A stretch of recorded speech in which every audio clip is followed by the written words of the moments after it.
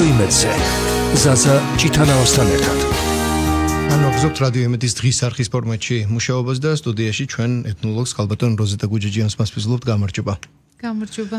მადლობა სტუმრობისთვის. ქალბატონ როზეტასთან ერთად ჩვენ გამოვეხმაურებით აი სააღდგომო პერიოდი იმედის დღეს დიდი ხუთშაბათია და სხვა ტრადიცია არსებობდა თუ არსებობს იგივე აღდგომის დღესასწაულის აღნიშვნისა გასაგებია რომ რელიგიურ რიტუალსაზრისით კონცეპტუალური რიტუალსაზრისით ერთია მოცემულობა, თუმცა ფორმები სხვადასხვა არის, ესეც ბევრ ფაქტორთან არის დაკავშირებული, სხვა რიტუალებთან, ტრადიციებთან და აი ამ ყველაფრის შერწყმა როგორ სახესღებულობდა თუ ღებულობს საქართველოში, ვისაუბრეთ დღეს ქალბატონ როზეტასთან ერთად. ქალბატონ როზეტა, დღეს დიდი ხუთშაბათია, შაბათი და უკვე აღდგომა ახლოვდება და ეს პერიოდი განსაკუთრებით ქრისტიანული სამყაროსთვის სხვა აღირებულებისა, სხვა მოცემულობისა, მით უმეტეს მარხვის ფონზე მიმდინარეობს ეს ყველაფერი და აი ამ პერიოდისთვის თუ ქონდა, თქვათ, კუთხეებში რაღაცით ერთმანეთისგან განსხვავებული რიტუალები, რომლებიც თუნდაც აი ამ პერიოდის სამზადის სეხმიანებოდა, რასაც უკვე აღდგომა ქვია და იქ კიდე ცალკე მოცემულობაა. კი ბატონო, გმადლობთ რომ მუდამ ინტერესდებით ტრადიციული ქართული კულტურით, მადლობა თქვენს გადაცემასაც და ტელერადიოსაც. უდიდესი დღესასწაულია აღდგომა და ბუნებრივია რომ მისი ხალხური გამოვლინებები გქონდა სხვადასხვა ისტორიულ ეთნოგრაფიულ მხარეში და დროისა და ჟამის შესაბამისად გარკვეული უფრო წინარე ინფორმაციაც მოგვეპოვება წერილობითი წყაროებით შუა საუკუნეებში თუ როგორ აღინიშნებოდა ეს დიდი დღესასწაული. რასაკვირველია როგორც ბრძანეთ დიდ მარხვის პერიოდი უძღოდა წინ და ის დიდ მარხვის პერიოდიც თავისი კონკრეტული რელიგიური დეტალებით იმდენად ფართოდ იყო დატვირთული რომ ფაქტობრივად ეს პერიოდი გარდა ბავშვებისა ყველას ეხებოდა.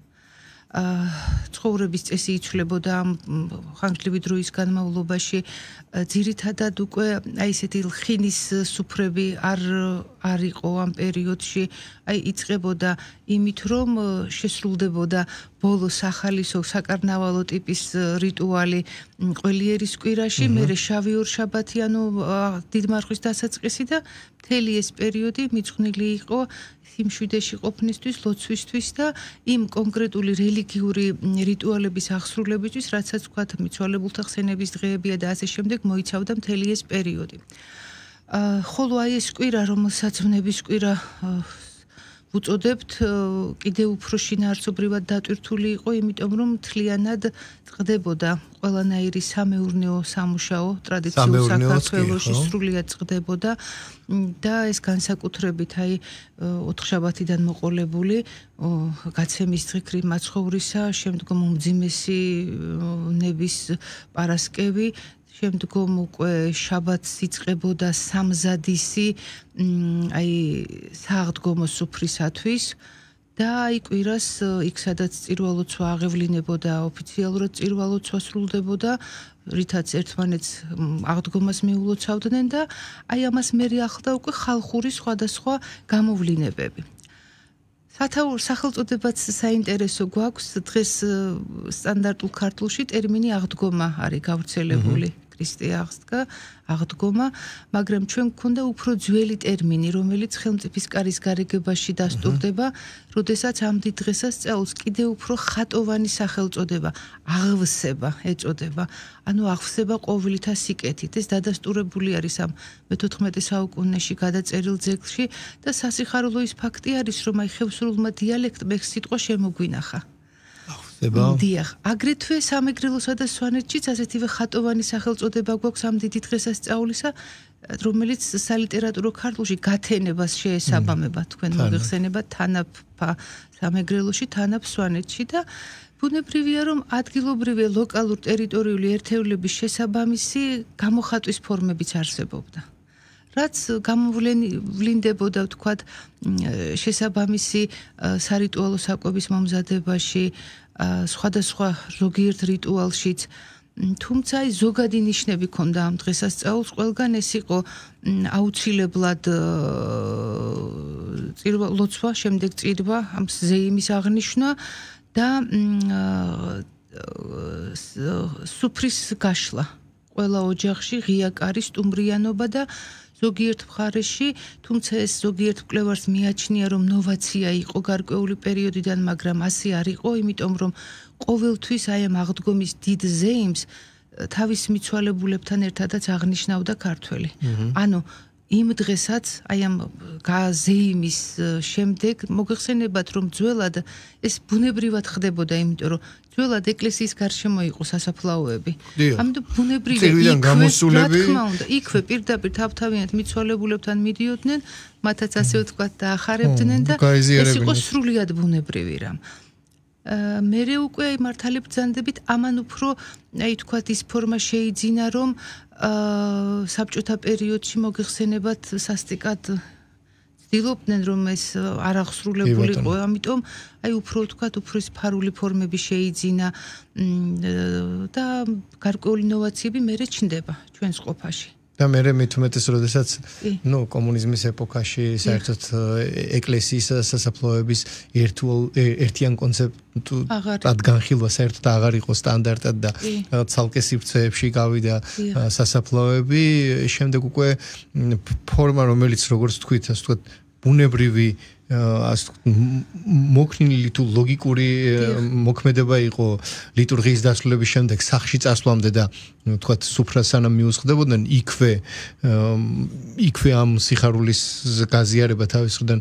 შემდეგ უკვე როდესაც სასაფლაო გავიდა რაღაც სხვა პუნქტებში და ეკლესია სასაფლაოს ერთიანობა აღარ არის, ამ სასაფლაოებში წასვლა თითქოს რაღაც კონტექსტისგან დიახ არის ამოვარდნილი.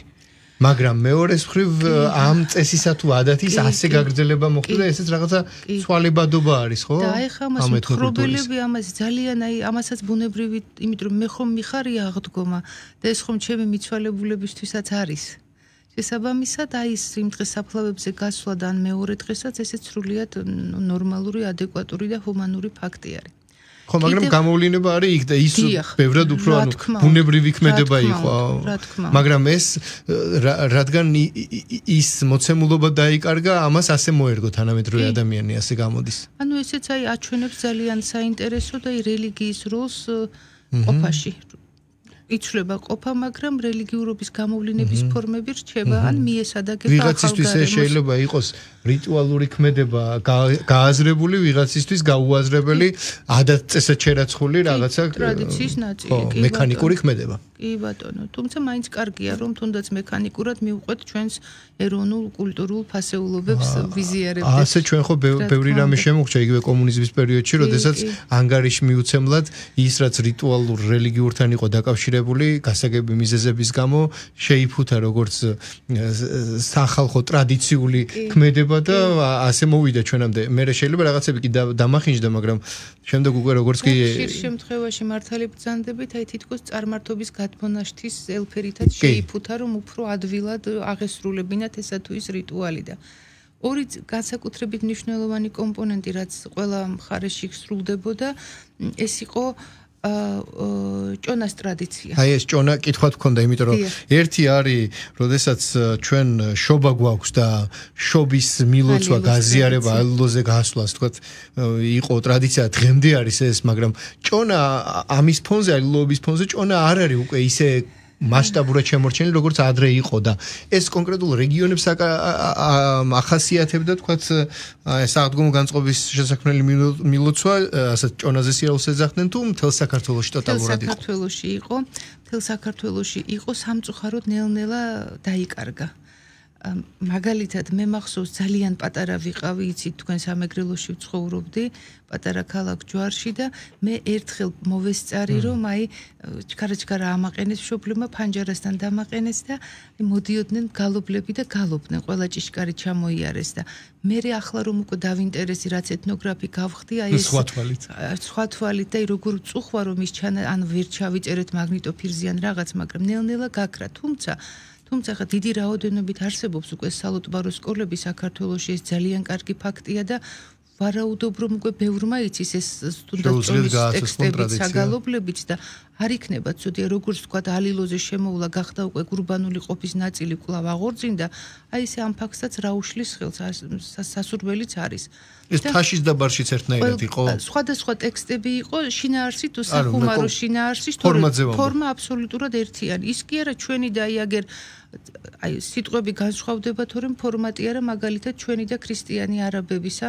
თქვათ ანტიოქიაში რომ ცხოვრობენ დღევანდელი თურქეთის რესპუბლიკაში ერთ სოფელში არიან არაბი ქრისტიანები შემორჩენილი და მათთანაც ეს მასალა შესწავლილი მაქვს სიტყვები თორე არც ქმედება არც ის ნუგბარის ჩუქება კარდაკარ ჩამოვლა და მათი საგალობლები არაბულად შესრულებული ერთი არსიდან მომდინარე ტრადიცია არის ამ ორ თქვათ ერთმანეთისგან ძალიან განსხვავებულ ეთნოსში ძალიან გავს ჩვენი და ბულგარელების სერბების განსაკუთრებით მართლმადიდებელი ხალხებისა და მეორე აუცილებელი რამ რაც ნელ-ნელა დაიკარგა ეს იყო ის რომ აღდგომის ზეიმს სამხედრო საწესო ასპარეზობითაც ეგებებოდნენ ჩვენი წინაპრები ესეც შესანიშნავი საისტორიო ძეგლით ხელმწიფის კარის გარიგებით შემოგრჩა და აქ აღწერილი არის ძალიან ლამაზად ახსების დღესასწაული როგორ შეიმოსება მეფე როგორ მიდის წირვას დაესწრება როგორ მცირედი სუფრით წირვის შემდგომ გაიხსნილებენ მეფე და თავადაზნაურები ვაზირები და მერე მიემართებიან ყაბახისაკენ ანუ იმართება ნიშანში სროლა. ესეც ბუნებრივი რამ არის, იმიტომ რომ ჩვენ მუდმივად თავდაცვის რეჟიმში ვიყავით, მუდამ თავს ვიცავდით, შესაბამისად თვით ისეთი დიდი დღესასწაულიც კი. იმან დღესასწაულის დროსაც არ მოვდუნდეთ? დიახ, სამხედრო რაინდული ასპარეზო, წუთნა ნიშანში სროლა, ჯირითი, ეს ყველაფერი ამ ყაბახის ამ ტრადიციას კონკრეტულს ახლდა. ზოგიერთ სხვა დღესასწაულში ეს ვლინდება, აი მაგალითად ელიაობასთან მიძღვნილი სვანეთში შემონახულია ძალიან საინტერესო ფორმით დოღი ამ დღეს და ასე შემდეგ. თუმცა აი ეს უკვე გაქრობის პირას არსებული ტრადიციები არის სხვა მხარეებში თუშეთში შემოგვენახა გაცოცხლდა კიდეც აი გიანწუხელიძის ხსოვნასაც ეძღვნება ყოველ წელს სულის დოღი. ანუ ეს სამხედრო საწესო ასპარეზობა რაც იმ რაინდული ცხოვრების წესის განუყოფელი ნაწილი იყო თან ახლდა არაერთ ხალხურ დღესასწაულსაც. რომელთაგან აი კონკრეტულად აღდგომას ეს სრულდებოდა სამეფო კარზე და ალბათ სხვაგანაც უბრალოდ ჩვენ ეს აღწერილობა სამწუხაროდ სხვა რეგიონების ან რომელიმე მხარისა არ შემოგვენახა. დოკუმენტური მასალა არ აქვს.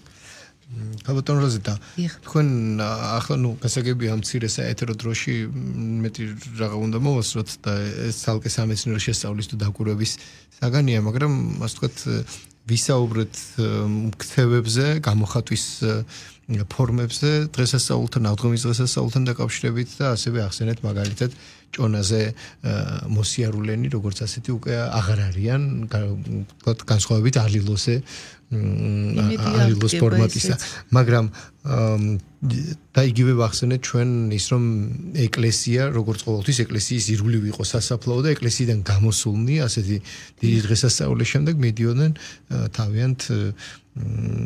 თავიანთი ოჯახის წარმომადგენლებთან, ვინც სასაფლაოზე დაიდო უკანასკნელი ბინა და ეს იქ მისვლა და ფორმალურად და ეს მილოცვა თუ კვერცხის გაგორება როგორც იწყვიან თუ აი ამ ქმედების ჩადენა აბსოლუტურად ბუნებრივი მოცემულობა იყო. შემდეგ როდესაც ეკლესია თუ რელიგია საერთოდ კნინობიჩი გადავიდა და აღიზალულის ფორმაში იყო სასაფლაოსა და ეკლესიის ერთ ეზოში განთავსება უკვე აღარ იყო სტანდარტი და სრულიად სხვა სტანდარტში გადავედით ეს ახლა ბოლო წლებში დაბრუნდა თითქოს ეს მოცემულობა. მაგრამ იმ გამრუდებულ მოცემულობაშიც კი კონტაქტი ასე ვთქვათ არ დაკარგა ადამიანმა და თუნდაც დისტანციურად კონკრეტულად ამ ქმედების განსახორციელებლად მიდის სასაფლაოზე, როდესაც კონკრეტული აქტი უნდა ჩაიდინოს, ის რაც ვთქვათ არ იყო ამდენად მოცულობითი მანამდე, ვთქვათ, თუნდაც სანამ არ ვიყავით წითელ მარწუხებში ასე ვთქვათ მოქცეული და არ იყო ეს კომუნიზმის ეპოქა. მიმყავს ჩემი საუბარი რისკენ. ეს ეპოქაც გავიარეთ, დავასრულეთ, ქრისტიანობას შვება მიეცა და ახლა სხვა მოცემულობა გვაქვს.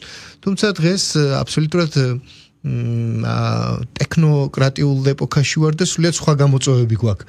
შეიძლება დღეს უკვე იგივე რელიგია კნინობით ფორმაში გადაყავს არა წითელ ტერორს, არამედ რაღაცა ლიბერალურ ტერორს ვიტყოდი. ხო, არ ვიცი, ბევრია ხო, საზოგადოებრივი რაღაცა შეფასებითი სოციალური თუ ასე შემდეგ და ის რაც იზღუდებოდა და ხალხი ცდილობდა რომ შეენარჩუნებინა, დღეს არც იზღუდება, მაგრამ შეიძლება არც არავინ ცდილობს რომ შეინარჩუნოს, ან ვიღაცა ცდილობს, ვიღაცა ავად, ვიღაცა კარგად.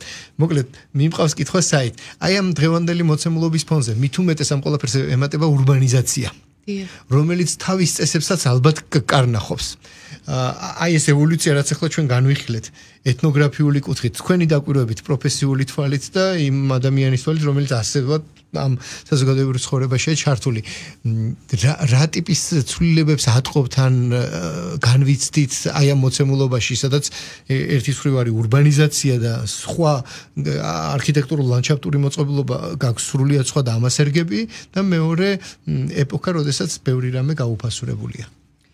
აი ხა საინტერესო რა არის, იცით, რაც უფრო მეტი აგრესია ვლინდება რელიგიურობის წინააღმდეგ, საოცარი ფაქტი ხდება, რომ იმატებს ეს განწყობა. ეხლა მაგალითად წელს აი ამ ნებისკვირაში ხო უკვე ეს სავსეა ეკლესიები, ეზოები, ხმის გამაძლიერებლები არის გარეთ გამოტანილი და მეორეც ეხლა მე რომ კინაღამ დავიგვიანე გადაცემაში, რატომ? იმიტომ რომ საოცარი საცობებია გზებში მიემართებიან თავისი მშობლიური მხარეებისკენ ახლა ქართველები. ანუ უნდათ რომ აღდგომა დღეს მაინც თავის მშობლიურ კერაზე იყვნენ, მოინახულონ წინაპრების საფლავები, მათაც ახარონ აღდგომა. ეს ძალიან კარგი ფაქტი არის. ახლა საინტერესო იქნება ბოდიში ქალბატონ როზა, თუ კი მანამდე ტაძრიდან გამოსულები სასაფლავებთან გადიოდნენ, რომ ერთობა შეექმნათ თავის წინაპრებთან თუ ოჯახის წევრებთან, ახლა საერთოდ იმისთვის რომ ურბანიზაციიდან გამომდინარე კერას არ მოწყდნენ, ახლა პირველი მისია არის რომ იქ ჩავიდეს, საიდანაც წარმოშობით არის? კი და ესეც აი ჩვენს ფესვებთან ჯერ კიდევ მყარი კავშირების მაჩვენებელი არის და ჩემი აზრით რა არის ახლა ძალიან აქტუალური ჩვენთვის ქართველებისთვის, როგორც შესანიშნავად ბრძანეთ, რომ ახლა თითქოს არავინ გვიშლის, ხო? ჩვენ ახლა შეგვიძლია საბჭოთა პერიოდში გამოტოვებული დრო აღვადგინოთ იმ კუთხით, რომ რაციონალურად გამოვიყენოთ და ჩვენი ყოველდღიურობა დავტვირთოთ ამ სააღდგომო, სარიტუალო, თქვათ, ნამცხრებით, სხვადასხვა კვერებით, გარდა ამ ტრადიციული კლასიკური კულიჩისა და პასკისა, რაც ფართოდ არის გავრცელებული ჩვენ სამშობლოში, აი ყველა სახელმწიფოს აქვს თავისი კონკრეტული ეთნიკური გამოცდილება ამ სარიტუალო კვერების და პურების სხობისა სააღდგომო. აი ეს რომ აღდგეს საქართველოშიც, გახდეს თუნდაც ის საბაზრო დანიშნულებაც მიეცეს, ქართული იყოს, მქონდეს ჩემი სხვადასხვა ქადა, სხვადასხვა სახის ნამცხვარი, რომელიც ამ კვერები ნაირგვარი წვებოდა ამ დღეებისთვის საქართველოს სხვადასხვა მხარეში და აი დაინტერესდეს კულინარიული ჯგუფი ამ თვალსაზრისით და საშობაოდ სააღდგომოდ წმინდა ბასილის ხსენების დღეს აღვადგინოთ ის, რაც გქონდა ძველად. ეს შემოვა ურბანულ გარემოშიც. აი მაგალითად ბოლოს სად ვიყავი, მალტაში ვიყავი და წინა სააღდგომო სამზადისი იყო, სავსე იყო ვალეტას ყველა ესეთ სავაჭრო წერტილი, ყველა კაფეტერია, ყველა მაღაზია სავსე იყო, იმ თქვათ ადგილობრივი მალტური საპასექო პურის ნაირსახეობით, ნაირგვარი გამოძერწილი ტკბილეულით. ეს იყო ბუნებრივი რამ. ჩვენშიც ეს შემოდის ვყიდულობ და ჩვენი საკუთარი რომ ავაღორძინოთ, რა კარგი რამ იქნებოდა. საინტერესო მინიშნება. მერეც აი მეორეც იცვლება ცხადია ეს ზოგადი გლობალიზაციის ბევრი ვექტორი ჩვენს გვიტევს ბევრი თვალსაზრისით, მაგრამ აქ ერთი მომენტიც არის ახლა რომ იმ ათეისტურ ხანაში ხალხური ფორმატით ვინარჩუნებდით რელიგიურობის გამოხატვას, რომელიც ხშირად იმდენად სინკრეტული და შეფერილი იყო, რომ ზოგიერთ შემთხვევაში შეიძლება წარმართული რამეც გვეგონა.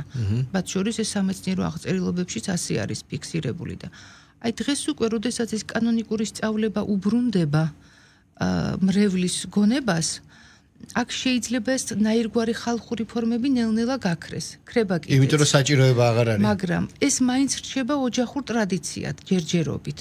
შესაბამისად, აი ოჯახური აი მცირე სოციალური უჯრედის შიგნით არსებული ტრადიციები იმედი მაქვს, რომ მაინც შენარჩუნდება. განსაკუთრებით იქ, სადაც სამი თაობა მაინც ერთად ცხოვრობს. სადაც ბებიას და პაპას შვილი შეჰყურებს და მისგან, თუმცა ახასეთი ოჯახები დღეს უკვე ნაკლებად ხდება. ერთ სივრცეში რო ცხოვრობდნენ ძალიან ცოტა არის უკვე. ძალიან კარგია. აუცილებელი არის ჩემი აზრით. თავის სირთულეებთან ერთად თავისი სიკეთეები გააჩნია. ხო, აი ხა ჩემთვის მაგლე რამხელა შვება იყო, ვიდრე დედა და მამა მყავდა. ხა სახლი არის ცარიელი და ბავშვსაც სულენატრება ეს თავისი ბებია ბაბუა.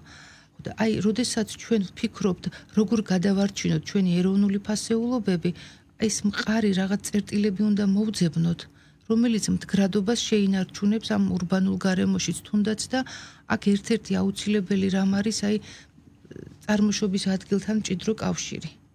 რადგან ამა თუ იმ მხარეში განსაკუთრებით ეს სოფლად ჯერ კიდევ არსებობს ის, რასაც კრებითად ჩვენ ტრადიციული ცხოვრების წესს ვუწოდებთ. მისი ზოგიერთი გამოვლინება მაინც არსებობს თუ სრული სახით არა. და აი ამიტომ ბავშვის გაშვება მშობლიურ გარემოში, არ თუნდაც არდადეგების დროს იქნება ძალიან კარგი ამ თვალსაზრისით. და 1000 რამ სხვა რისი მოფიქრებაც შეიძლება. და პრინციპში ის რაზეც თქვენ აღნიშნეთ და რომ ბევრი გადის ახლა რაიონებში თქვათ თქვენ დასავლეთიდან მოხვედით და დასავლეთის მიმართულებით ხო? სამწუხაროდ მე ვერ მივდივარ წელს. რაც მესმის რომ ხუმრობის თუ ეს გართობის საგნად რჩება ხოლმე საავდგომოთ რომ დაიცალა ქალაქიო და საცობი აღარ არისო.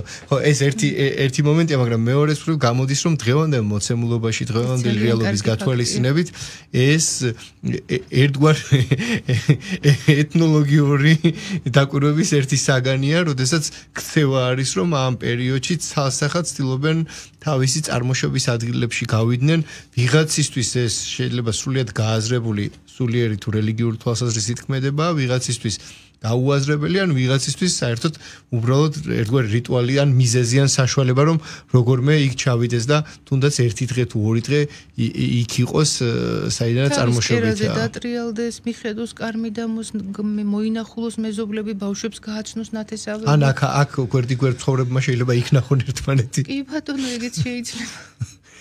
ხო, ნუ თან ეს არის თანამედროვეების მიერ შექმნილი გამოწვევები. უნდა გავუძლოთ ამ ყველაფერსაც, აი ეს მცირედი უჯრედები შევინარჩუნოთ, რაც გვაერთიანებს, რაც თანაალმობას, სიყვარულს, ურთიერთთანადგომას, კვლავ მივიწყებულს გაგვახსენებს, ვინც არის ის მათ ვასწავლით, რომ გაუწყოება არ მოხდეს მოზარდების ამ ჩვენი ტრადიციული კულტურისაგან. რა გაუწყოებასაც ძალიან ბევრი ძალა სამწუხაროდ ცდილობს, მაგრამ იმედია რომ არაერთ ეტაპს გადარჩენილა კაცობრიობა გლობალიზაციისა, ახლაც იმედია ვიარსებეთ, დავრჩებით ქართველებად და აი გილოცავთ ყველას წინასწარ აღდგომის აღსვების დიდ დღესასწაულს, ბრწყინვალე დღესასწაულს. მადლობა სტუმრობისთვის, მით უმეტეს რომ ჩვენ საკმაოდ რთული ისტორიის გამოვლა მოგვიწია და ამ სირთულის ფონზე დღევანდელ დღემდე მოვახერხეთ და ვინარჩუნებთ იმ ფასეულობას, რომელიც ამ შემთხვევაში კონკრეტულად დგას რელიგიაზე და ჩვენ ამ თემასთან დაკავშირებით სასულიერო კუთხით თქვენს სტუმრობამდე აგვსაუბრობდით მამაოსთან ერთად და ახლა თქვენთან ერთად რიტუალური თვალსაზრისით ვეცადეთ გამოხმაურებოდით ამ დღეებს, იმიტომ რომ მართლაც გამორჩეულია და ის რაც ჩვენ დღეს გაგვაჩნია დღევანდელი მოცემულობის სახით და აქ თუნდაც რეგიონებში წასვლა მართლა დარჩა ერთგვარ რიტუალია. ეგრე გამოდის, რომ დღეს მანქანის დაქოქვა და საავდგომოდ იქ წასვლა, საიდანაც წარმოშობით ხარ თბილისიდან უკვე რიტუალის ფორმას ღებულობს, ხო? უფრო გონივრულად დაგეგმეს, წუხელ ვეწავიდნენ. ეს გასაგებია, მაგრამ მე ახლა რიტუალს ვამბობ ცოტა შეიძლება ხმამაღალი შეფასება, მაგრამ რაღაცა ქცევა, ხო? კი, ეს იქცა ჩვენი ყოველწლიური კალენდრის განუყოფელ ნაწილად და ფორმა. აღმოსავლელი დავის აღმოსავლეთისკენ მიდის სამხრეთელი სამხრეთისკენ, დასავლეთელი დასავლეთისკენ. ძალიან კარგი ფაქტია. მე ამას ქალბატონ როზა თქვენ ახლა აღნიშნეთ უჯრედი, სადაც ეს ყველაფერი უნდა იყოს მაქსიმალურად შენახული და უჯრა პირობითი გადატანით მნიშვნელობით ოჯახი ახსენეთ და ჩვენ ის სირთულეებიც გვაქვს გამოვლილი, როდესაც ბევრს რელიგიური აღსარებლობის უფლებაც არ ჰქონდა და მალულად ინარჩუნებდა ქრისტიანობას და ბევრი კიდევ უბრალოდ თავის რელიგიური დამოკიდებულებას სამზეოზე ასე მარტივად ხელის ერთი გაკვრით არ გამოქონდა და ამას წინათ ვიყავი მესტიაში რატიანების სახმუზეუმში, სადაც დედაბოძი ისე იყო არის გაკეთებული, რომ მას კარადის გავსად კარი აქვს, ანუ და ფარული ნიშა იყო შიგნით ხატებისთვის. ეს არ ნიშნავს, რომ იქ ვინმე მას უგრძელობდა რელიგიას, უბრალოდ თალკე განსაკუთრებულ სივრცეთ ჰქონდა შენახული და შედარებით მინდა იმის თქმა, რომ აი ესეთი შენახვა და ოჯახებში დღეისთვის შენახვა ალბათ ჩვენ დაგვეხმარება იმაში, რომ მაქსიმალურად შევინარჩუნოთ ჩვენი სახე და ჩვენი წარსული ღირებულებები. დიდი მადლობა კიდევ ერთხელ სტუმრობისთვის. გმადლობთ. მადლობა, ქალბატონი როზიტა გუჯეჯიანი, ეთნოლოგი იყო ჩვენი სტუმარი, მასთან დიალოგს ავტვირთავთ რადიო ემიდის Facebook გვერდზე. ხვალ წითელი პარასკევია, შემდეგ შაბათი დღე მოდის და უკვე აღდგომაა, ვისარგებლებ ჩემთხოვით და წინასწარ მიულოცავთ ყველას მშვიდობიან, ბედნიერ აღდგომას გისურვებთ. მადლობა დროებით.